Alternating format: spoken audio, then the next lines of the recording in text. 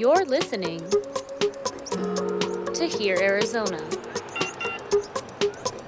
addressing issues, empowering our community.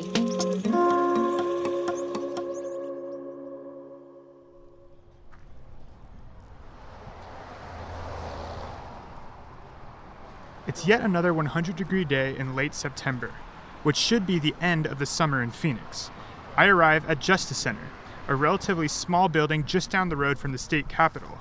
The center's outer wall has a pretty mural of the wild desert, the shining sun, canyon walls, purple mountains in the distance. Hi, I'm Anthony. Hi, Anthony. If you want to walk around, you're more than welcome to. Okay. The place is dedicated to serving older people, over 55, with no place to call home. It offers food, showers, counseling, help navigating government programs, and maybe most importantly in the summertime, air conditioning. The asphalt outside the center and all around Phoenix can reach up to 180 degrees on hot days. Inside, people mingle and line up for food. It's 3 p.m., but it's dinner time. A man with long gray hair approached me. What's your name? Me? I'm Michael. I'm Anthony. Hi, Anthony. I have a question. Yeah. Is that a digital recorder or a transmitter? We found a table, and he told me his story. And you're Michael Smith. Okay. Easy one to forget. He hadn't been living on the streets in this part of Phoenix for long. I know no people here. I have no friends. I have no family to interact with. I moved here from Washington State because my mother had 3 major strokes and was paralyzed. He said in Washington he was making great money as a project manager, over $80,000 a year. And when he moved here, he was working, things were going well, and most importantly, he was with his mom. Well, I got to visit her almost every day, and I kissed her goodbye the night she died. But she didn't die alone, and that's what mattered to me the most. I didn't want her to feel like she was forgotten and left out of life. Then came a string of bad luck. He had major medical problems with his stomach and a bad bike accident. And shattered my ankle and my shoulder, and put together there with metal plates and screws, and my abs are pig guts and plastic. Michael told me because of these medical problems, he can't work. He lived on savings for a while, but sometime around January 2021, a friend he was living with moved and he was out of options for housing. He was urban camping in Peoria for a while until the cops picked him up. They dropped him off in downtown Phoenix, and there he faced his first summer on the streets. Well, what's it like, dealing with the heat? What's it been like dealing with It's been miserable. I mean, this place to me has helped a lot. By this place, he means Justice Center. During the daytime, the center is a lifesaver. They open at 7. Sometimes I get here at 5 and wait out front. And then they close at 4:30, which is going to be pretty soon. And then from there, I'm lucky enough that I have some income. I mean, I can afford to go to a tavern like once a week or something and have a beer and sit in the AC and be comfortable. And he needs AC. A lot of shelters close at night, and even at night, it can reach 100 degrees outside. I talked to a lot of people experiencing homelessness for this podcast, and all of them had dealt with heat stroke multiple times. It's a normal part of life for them. How many times has it happened to you? At least 3 or 4. Get dizzy. You're kind of, your vision gets blurry. And then you just kind of like pass out. The last time it happened, he was out for a day of doctor's appointments, trying to kill time between visits. It's hard to find a piece of shade where you can sit and relax for a minute and kind of cool off. Can't really tell you exactly what happened. Otherwise, other than doing a face plant on the concrete.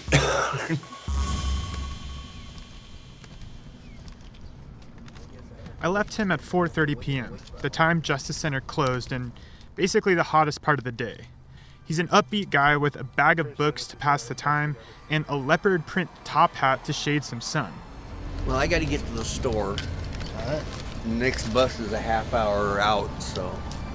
He was off to try to survive in the heat, make it until the center opens up again at 7 a.m. the next morning. You have a great evening. Have a good day. It's good to meet you. Likewise. Yeah.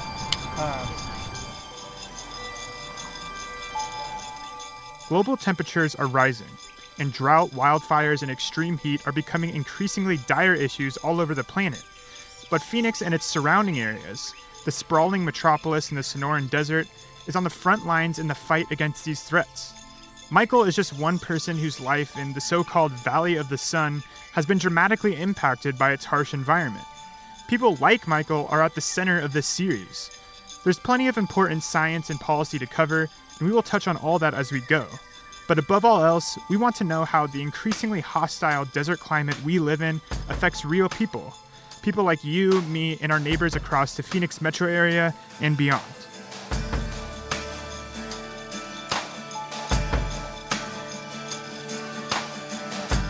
On this episode, we cover the most visceral quality of our environment, the thing Phoenix is arguably most famous for, the thing that kills more people in our country each year than hurricanes, tornadoes, lightning, floods, and earthquakes combined: heat. From here, Arizona, this is InHospitable. I'm Anthony Wallace.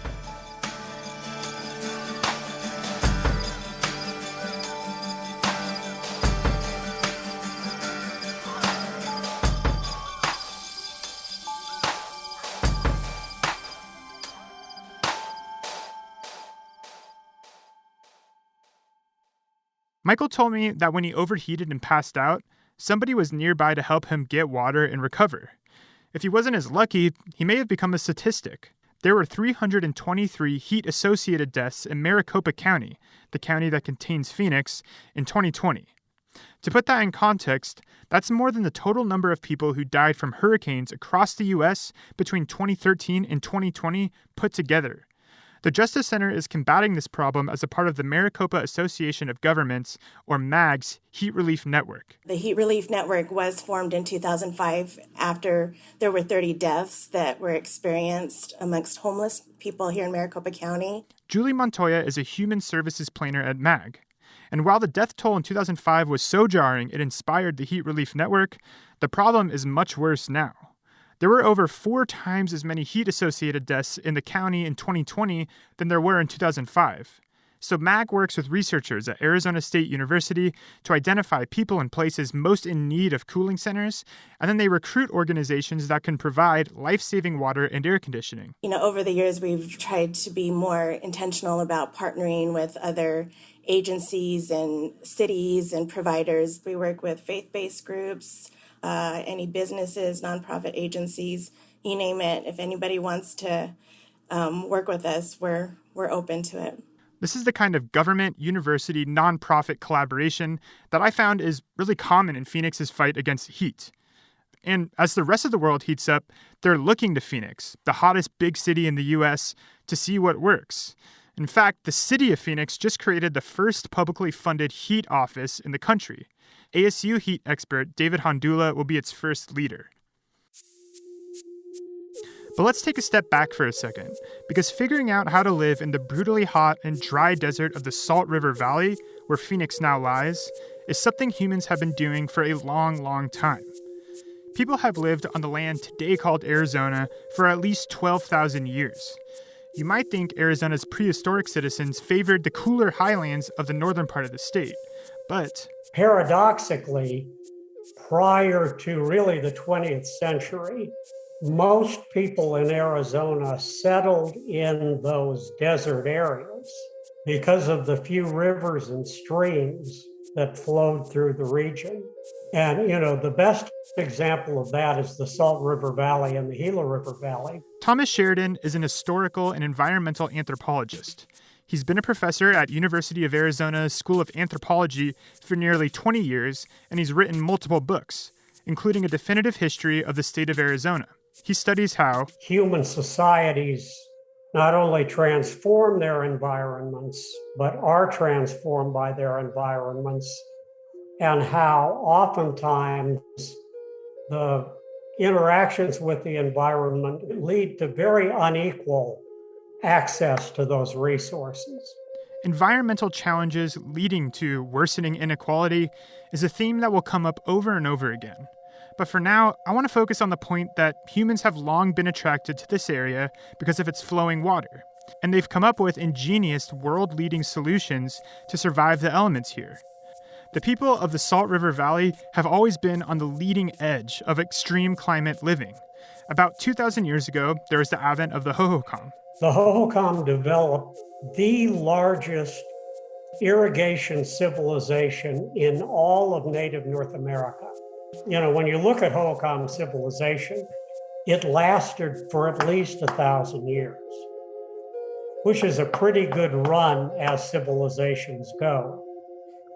But something caused the remarkably advanced Hohokam civilization to collapse around 500 years ago. No one knows exactly what happened, but a lot of theories say it had something to do with the natural environment and/or overpopulation. In Sheridan's book, he writes that Arizona history is a series of booms and busts, and for the past 70 years or so, we have been booming. Arizona, the land of sunshine and blue skies. The state of tomorrow, the second fastest growing of all these United States. Well, this is Phoenix today, a dark horse of the desert which, within a few years, may have a larger population than Boston or Philadelphia. And you ask yourself, how did it happen? How could such a beautiful, sprawling city emerge from this desert dust?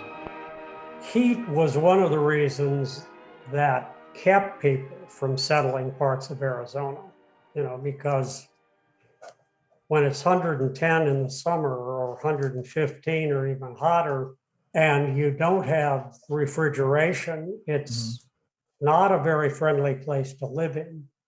That challenge was temporarily solved with the development of refrigeration technology after World War II. And so with the problem of the miserable summer heat solved by air conditioning, people poured into Phoenix from all over the country. I'm an Arizona native, and so are my parents. And that makes me relatively rare, because in the 1950s, when my grandparents moved here, the population of the Phoenix metro area was about 250,000. By the 1990s, when I was born, it was 2 million. Today, it's over 5 million. But the thing is, cooling all of those millions of people's homes isn't free. But what does refrigeration demand? It demands enormous energy. A lot of that energy came from coal. And so what we're confronting today is because of, industrialization all over the world, much of which has been fueled by coal, we've got this warming climate, which is causing temperatures to skyrocket. The National Weather Service has weather records for Phoenix going back to 1896. It separates the data into two categories: the whole historical period, from 1896 to now, and then the recent period, from 1991 to now. Let's say the hot season starts when it first reaches 100 degrees and ends when it last reaches 100 degrees. For the historical period, the average hot season was 4.5 months, with 12 days over 110 degrees.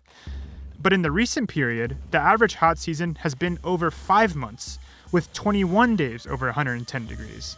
In the summer of 2020, there were 53 days over 110 degrees. This whole chain reaction of environmental consequences transforms environments all over the world.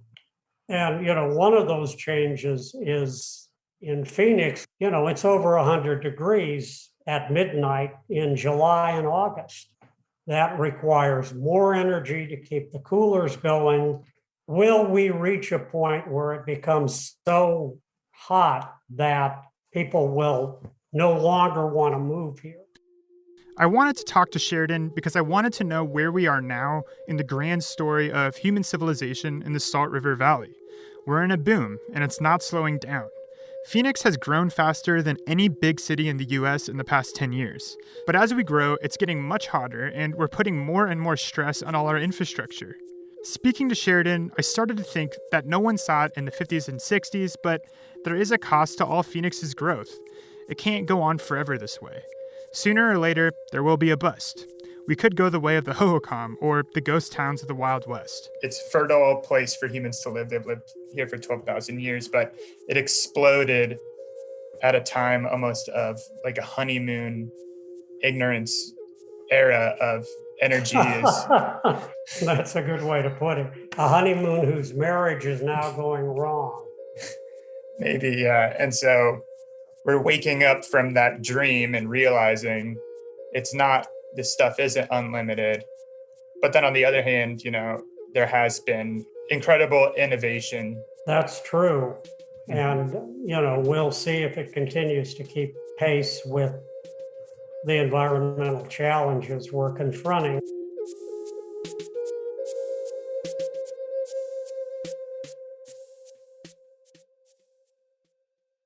Sheridan pointed out the connection between heat and energy. The hotter it gets, the more energy we need to run the AC and keep cool and alive. And a lot of experts are worried that system could break down suddenly and disastrously. Extreme weather, like drought, heat, and cold, can knock out power in a whole city for days at a time. It's already happened. Mother Nature's relentless assault on Texas continues. Periodic blackouts that have been going into effect since early this morning. That leaves up to 2 million Texans without guaranteed warmth. What a nightmare it is to be without power. It's not just cold, it's bitter cold. It's unbelievably miserable. To put it simply, our country's power systems were not designed to withstand the stress that extreme weather and extreme demand can put on them today. Drought can lower water levels and limit hydroelectric power, and heat can overwhelm power lines. Imagine, it's the height of summer, a heat wave rolls in. It's 115 degrees for more than 5 days straight. Power goes out all over town. No air conditioning. We like to call that a cascading disaster. And it's not just the heat and the power, but your water will go out too. This is Melissa Guadaro. She's a heat researcher at ASU. She works with MAG to open cooling centers like Justice Center, and she's thought about how these places could be useful in a time of disaster. When we surveyed cooling centers in the valley, less than 10% had backup generation capacity. So where will people go? How will they stay cool and survive? Researchers have called this hypothetical scenario the Hurricane Katrina of extreme heat in Phoenix. So we have to be serious about this. I mean, we have to take it seriously and not to frighten people, but just to be prepared that, do you have a plan? I think anybody who works in this extreme heat space is not worried that it's going to happen so much as it's going to happen. It's just a matter of when. One group of researchers estimated that a 5-day power blackout in a Phoenix summer where indoor temperatures reached 100 degrees could leave 1.6 million people injured or dead. There is one thing that Guadaro and others think could significantly mitigate such a nightmare scenario. The solution I'm really excited about that's in the very early stages is this notion of resilience hubs. So just imagine a place that is a trusted community space. And that could be a community center, a school, a place of worship, a library. And imagine if it was also a resilience hub. So that means that you have programming for 99% of the time when it's regular times, right? I mean, you would come together to try to solve community problems, and certainly having battery backup in case we have one of these cascading failures, that you just knew to go there, that, okay, so I don't have power, but I know they'll have power. I know they'll have food. Resilience hubs are an example of what one ASU researcher I spoke with, Patricia Solis, calls a resilience dividend. A solution that creates resilience to extreme climate conditions, but is also good for the community even in normal times. Community-driven win-win solutions are important not only in the event of a cataclysmic disaster, but for everyday heat as well.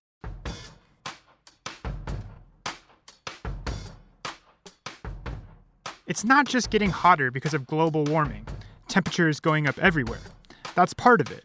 But the urban heat island, a phenomenon that causes the heart of the city to be as much as 20 degrees hotter than areas just outside of it, is probably a bigger factor. It's caused by all the concrete, asphalt, people, cars, and buildings that generate and absorb heat. The thing is, this urban heat effect varies dramatically depending on what part of town you're in. You don't even need to be a scientist with scientific tools. Just drive your car from one end of the valley to the other and check the temperature on your dashboard and you'll see the difference. Guadaro's work on the present day and Sheridan's work on history are based on a common thesis. When the environment wreaks havoc, some people face worse consequences than others. There's been a lot of academic research on how redlining years ago has really impacted investment in neighborhoods. The map of the hottest neighborhoods in Phoenix today looks very similar to the map of neighborhoods with the highest child poverty rates, lowest incomes, highest portions of people of color. One study showed that there was a very close correlation nationwide between the neighborhoods that were historically set aside for poor homeowners of color and those that are most affected by the urban heat island today. It's certainly something that you can see with the naked eye, that the chronic disinvestment in certain communities and what has resulted from that now 30, 40, 50 years later. When you drive through certain neighborhoods, you notice that there's very little vegetation, if any, and places where people are, there's no shelter, there's no bus shelters, there's just no shade in general. These warmest neighborhoods in the Phoenix area can be over 10 degrees hotter than the coolest ones. Guadaro spent a lot of time speaking directly to people in these communities about how heat affects their day-to-day life. It was almost heartbreaking to hear these stories because these people were working full-time and they knew that the hot weather was coming. The summer heat isn't fun for most anyone in Phoenix. But for a lot of people, blasting the AC and running at the gym on a treadmill as opposed to being outside is an inconvenience. For people who live in the less affluent and much hotter parts of town, it's more serious. I was so surprised at what an emotionally charged issue extreme heat was. They knew that to keep their thermostat below 85, 88 degrees was just not affordable. And the stress that brought on, knowing that even keeping it at that level meant that they were going to have to forego some other things, like food or medicine or putting gas in your car, that they were just such difficult choices. And for them, heat is an absolute catastrophe.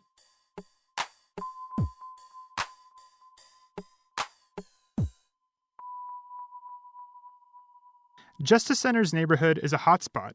There is scorching hot asphalt, homes and government buildings, and a lot of barren brown dirt. It's a world away from the luscious, shady, palm tree-lined Willow neighborhood just a couple of miles north. It's not a place I wish on my worst enemy. It's so hot, and then with the humidity, it's hard to breathe. I have a hard time breathing with the humidity when it's high. And in the heat, you're like turning on the faucet and you're just pouring sweat. This is Kathy Rodriguez. Like Michael Smith, this is her first summer trying to live outside in Phoenix without a home. She was a hairdresser in Mesa for years before carpal tunnel syndrome made working impossible. Then last fall, she said her apartment complex burned down and she was out of options. It was tough in the winter, but she did have a friend with her that helped keep her safe. Her name was Sophia. She was a chihuahua, or is a chihuahua. Some guys came up in the middle of the night when I was sleeping and she scared them off and because they didn't know I had a dog, and she barked and jumped and they jumped back and go, "Oh my gosh, she's got a dog." And I look up and I'm like, "Yes, Ivy, you better get out of here, leave me alone." I was downtown Mesa sleeping on the bench. But when the hot weather came, Sophia struggled outside all day. It was just too hot. She was panting really hard, and there was no place in Mesa to take her and cool off with her. Kathy gave her up, gave her to the police. I knew I had to do it. It was hard doing it, giving her up. I'm sorry. Yeah, I had to do what's best for her. I didn't want her to die. She didn't deserve it to live like I'm living. She's a good dog. Kathy suffered a heart attack in the hottest part of the summer. She was in the hospital for a few days, then right back out onto the streets of Phoenix. While she was recovering, she had nowhere to go to escape the heat. Is it hard to find a place to go inside? Oh, yeah. There, especially around this area, there's mainly houses. Nobody's gonna let you go in their house and get cool. The closest store is probably about a mile. Oh man, it is so hard, especially right after my heart attack.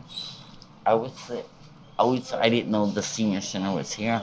I would sit out back against the wall and just sit there and cry. Because I didn't know what to do, and it was so hot. And I'm just like, I was lost. I'm still lost, but I'm getting there right now. But it was heartbreaking talking to Michael, Kathy, and others in their situation. A string of bad luck, and they're suddenly stuck outside with no respite from the heat. They told me restaurants won't let them in, and people won't even look them in the eye. I live near Justice Center, and sometimes I see Michael walking on the street as I drive by with my AC blasting. And I wonder where he's going and how much longer he can stay healthy. 61% of Maricopa County's 2020 heat deaths were people over 50, and 53% were homeless. When you hear their stories, it's easy to see how places like Justice Center are actual lifesavers. But these places are still relatively rare, spread out, and not always open. That's why Guadaro and the people at MAG are working so hard to recruit more nonprofits and other organizations to open cooling centers. The cooling centers are like triage or damage control. But there are some options for long-term solutions. Because the good news is us humans created the urban heat island, so we can undo some of its worst effects. It's going to have to be a suite of solutions. So trees, yes, that's just one bit in the solution set. But maybe it's also adjusting work patterns where people work much earlier in the morning and certain times of the year. In the city of Phoenix, there's a test right now about cool pavements, which is a white surface on pavement to make it cooler. To bring these solutions to life, Guadaro stresses investing in collaborations, in working groups, in neighborhood groups who want to solve this problem amongst themselves, but with the funding help from different people. All these things together really, I think, will allow us to have a much cooler future. I wanted to see for myself these people on the ground who can make solutions happen. So Guadaro put me in touch with Gretchen Reinhardt in Tempe's Escalante neighborhood, which, Guadaro said, was an historically redlined area, meaning it was designated for lower-income people and people of color. Today, the neighborhood census tracts have lower property values, higher poverty rates, and higher percentages of Black and Hispanic residents than other parts of the city. Perfect timing. Thank you. It's a nice October afternoon, but the sun is still shining powerfully. I mean, do you want to start by just sitting in the shade somewhere? Sure. And we've got benches under the shade structure, and there are more shade structures that way. So much of Gretchen's work is about creating shade for her neighborhood. And once we find some, she tells me more about it. So I grew up in Colorado, and so I've always loved the outdoors. It was always a part of my life. She came to Arizona to go to grad school at ASU and later studied how climate change can lead to mass migration and global-scale conflict. But about a decade ago, something happened that would bring the abstract, massive-scale problem of climate change right to her front door. One of my neighbors was one of the statistics on heat. Gretchen's next-door neighbor was in her 80s. She was a widow and lived alone. She had children who were watching out for her, caring for her. She had very caring neighbors. You know, I don't know what's on her death certificate, but what I do know is that her neighbors, when they checked in on her, when she wasn't there for that check-in, and they went into the house was at 120 degrees. Every summer, people in Phoenix die inside, at home. Sometimes their AC breaks, sometimes it gets shut off because they didn't pay a bill, and sometimes they just can't afford to run it. It really brought it home about how much heat already kills. Gretchen focuses on her own neighborhood. One solution she's pursued is an obvious one: planting trees. In the short term, they provide shade and cool the air around them through evaporation. They also capture carbon that would otherwise go out into the atmosphere and contribute to hotter temperatures globally in the long term. Gretchen identified an unshaded sidewalk people walk down to go to school and get to the light rail. You could see it from where we were talking at the park. We thought it would be easy to plant trees there, but it turned out that was really, really hard. She got over one hurdle: convincing the city of Tempe to fund the trees, but then she had to get individuals who lived in homes along this path to sign off on trees being planted in their yards. She pointed out houses and told me what went wrong with each of them. They really wanted a specific tree that wasn't one of the options. That person really wanted it, but then they sold their house in the period of time. So nobody was ever there when we needed it. Gretchen and I walked over to her house where she's lived for 25 years. She pointed out trees on the way. So these two trees that are planted right next to each other, both will want to be very big trees. So because they don't have that room, right, the tree is going to self-destruct. She and her husband have put a lot of thought and effort into the trees they've planted in their own yard. But that's hardly the case for her neighbors. She said when she moved in, people around her had lived in their homes for decades. Now, many of them are renters, in and out in a couple of years at most. People buy houses, sell houses, that 5 years is a reasonable time frame for, as long as I'm going to be here. Mm-hmm. And so they don't care what's going to happen in 20 years. But the trees, we need people to care about that tree. This is a good example of the challenges faced by the hottest neighborhoods in town. Their residents are largely renters working hard to support their families. Investing and watering and maintaining a new tree in their yard might not be feasible. And so Gretchen's tree planting quest shifted gears and ended up planting trees at the nearby school.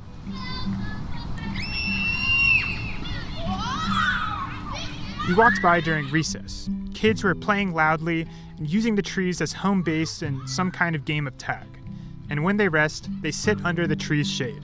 When I look out and I see kids in the shade, I feel like, our choices today change the world for the future in big ways, and in ways that continue to grow.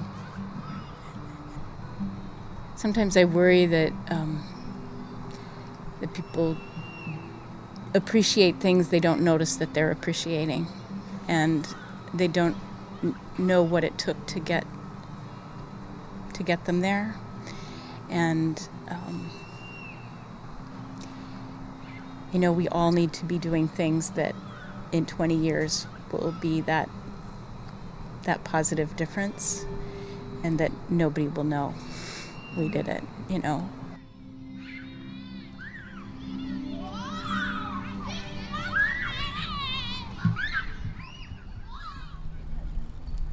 Gretchen lends me a bike and we ride around the neighborhood. She points out problems and solutions, and problems with solutions. There was an affordable housing complex for vulnerable seniors like Kathy and Michael, a shade structure that didn't really provide any shade, and a new environmentally friendly housing development that might make the neighborhood less affordable for longtime residents. Gretchen's work is full of compromises, obstacles, and lessons.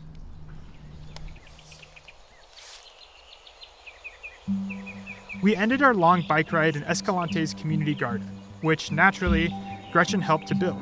Oh, it's a wonderful addition to the neighborhood. There is a ramada with barbecues and benches, colorful murals, and of course, plants bearing fresh fruits and vegetables. This is basil, a tomato plant, lemongrass. I believe that this is okra. We have a whole lot of okras I can show you. There we've got a huge grasshopper. Look at that. Gorgeous guy, yeah. Wow, that is a giant grasshopper. The community garden is another example of the resilience dividend, a win-win solution that is good for the environment and good for the community even in normal times. Making this stuff happen takes the tireless effort of people like Gretchen. And that's a ton to ask of people. What do you think people need to motivate them to get out and do it?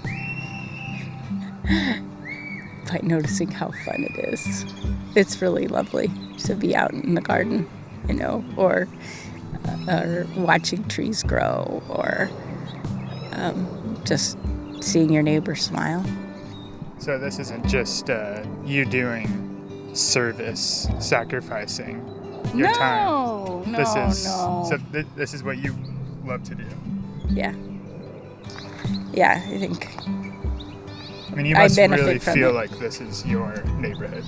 I do feel like this is my neighborhood. I guess I've always kind of had a grow where you're planted kind of approach, so.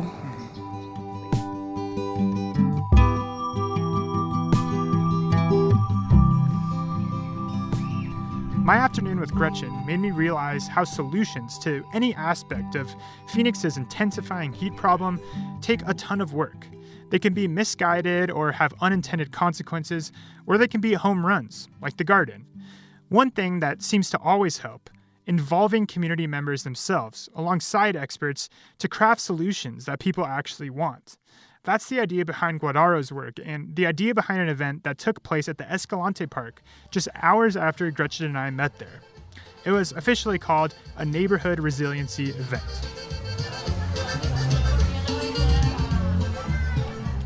Kids run around, parents set up their seats in the grass, and organizers set up booths about heat, health, and energy conservation. There's free food too, right from the garden. We're cooking some okra, so these are almost all of it except the apples are grown right here in Phoenix. This is Tasha Trahan from Unlimited Potential, a local nonprofit focused on health and low-income communities in the valley. They worked with the city of Tempe to organize the event. It was the first time they've collaborated to bring the community together for a conversation about heat and other environmental issues to teach and learn from them. If I miss something in one of the language, please let me know. Si me pasa algo que se me acaba el inglés, por favor déjenme saber. Attendees talked about power bills that were too high in the summer, health problems that the heat makes worse, and the possibility of switching to renewable energy, like solar. Later, Tempe's Sustainability Director Braden Kay takes the mic.